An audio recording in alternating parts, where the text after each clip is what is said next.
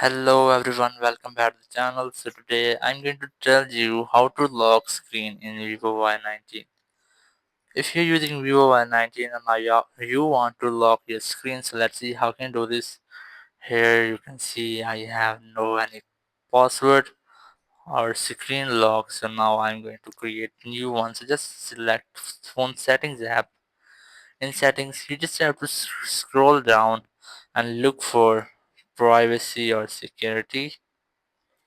Here the password and security, just tap on it, and here you will get the screen lock option. Just select it, and here you can easily select the password which you want. If you want any pattern, pin or strong password, I'm going to create a new pin. You just tap on pin, and here you can easily create new one.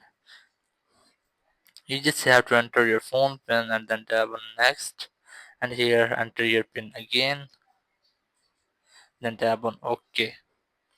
In this way, you can easily create your screen password. You just have to tap on done, and after that, you can see that I have created a new screen password.